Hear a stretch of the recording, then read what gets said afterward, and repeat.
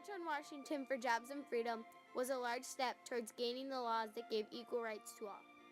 Even with these laws in place, there is still not full equality in the past, and there still isn't full equality in the present. For decades, African Americans were treated unfairly. They were beaten, thrown in jail, and violently punished. In 1941, Asa Philip Randolph had made plans for the first March on Washington. It was designed to give equal job opportunities in World War II. However, it was later called off by Randolph after Roosevelt made a deal with him to give more opportunities in the war to African Americans. Even with this small win, there was still injustice in the daily lives of African Americans. Injustices might consist of the inability to vote, segregation in public areas, and unequal education and job opportunities. The African Americans fought against these corruptions one small step at a time with peaceful, nonviolent acts. Some of the acts they did were the Montgomery bus boycott, the Youth March for Integrated School, and some smaller acts of resistance. These acts fought small, specific inequalities, but not full equality as a whole. But they needed something bigger. They needed something that would fight for all equality, for everyone in a nonviolent, peaceful manner. So they planned the March on Washington for Jobs and Freedom. It was all planned to happen on August 28, 1963. The largest movement in the fight for equal rights. On the day of the march, hundreds of thousands of people showed up. The march attendants walked from the Washington Memorial to the Lincoln Memorial, a 1.9-mile walk that ended up taking about 2 hours.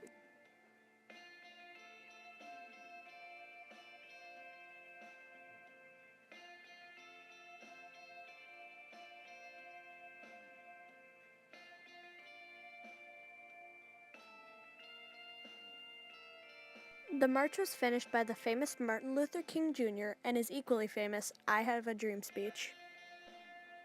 The night before the march, King and his friends got together to finish writing the I Had a Dream speech. Midway through the speech, he put his script down. The I Have a Dream speech is most famous for the ending, in which it was named after. This is when he began talking about his dreams. He talked about how bright the future could be and about how he wished his children would be treated as equals. My poor little children will one day live in a nation where they will not be judged by the color of their skin, but by the content of their character. He made the most impressive speech of the decade off the top of his head.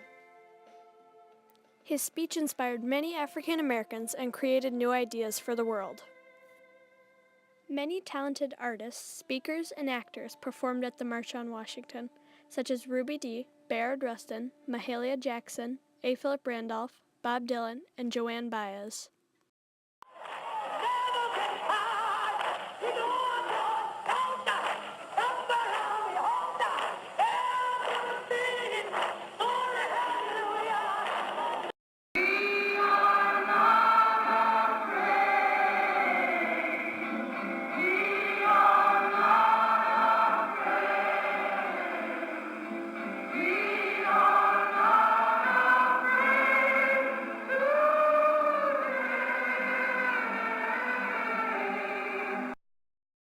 Those performers weren't the only ones who helped with the march. The 310,000 people that came also helped. As well as people who helped plan it, such as Bayard Rustin, the chief organizer, Whitney Young Jr., and James Farmer. The march was a success. On March 22, 1972, the Equal Rights Amendment was passed in the U.S. Senate. Even though those laws were in place, there was still not full equality in the 1900s. The African American unemployment rate was 11%, unlike the 5% unemployment rate of whites. Even in 2003, the 40th anniversary of the march, the African American unemployment rate was still high at 10.2%. The African Americans that do have jobs are paid less than whites, and African American women have an even harder time with less pay than African American men. The unemployment rate wasn't just high in the U.S., it was a recurring problem around the world.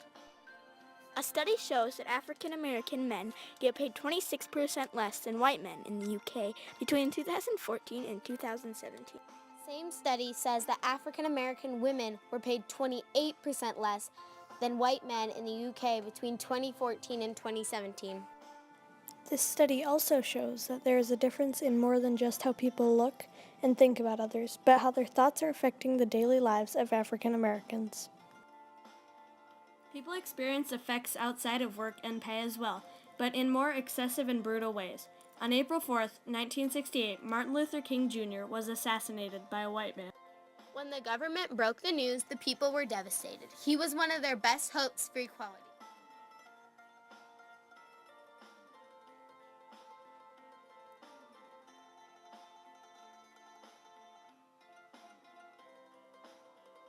They were attacked by dogs, beaten by police, and even sprayed with high-power water hoses. Before the laws, there were no rules against these brutal attacks. Even if blacks were killed, the murderer would only pay a small fee.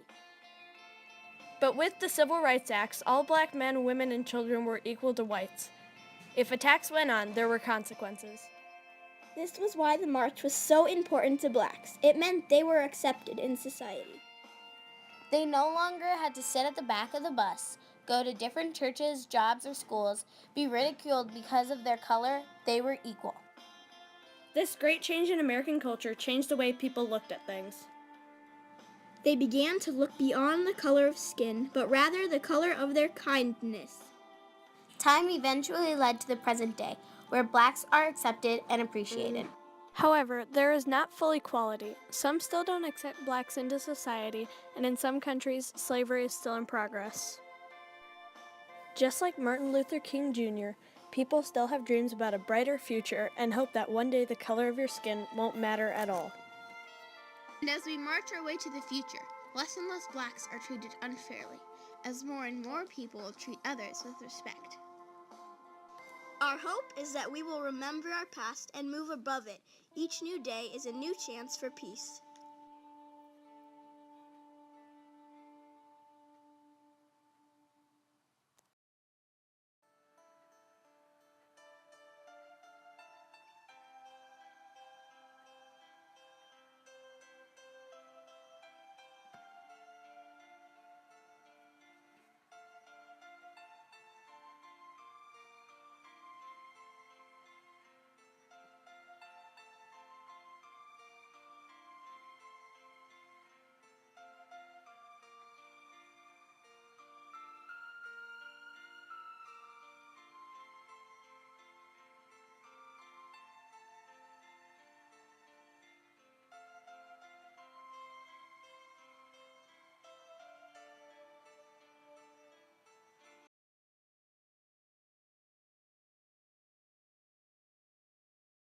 I am happy to join with you today in what will go down in history as the greatest demonstration for freedom in the history of our nation.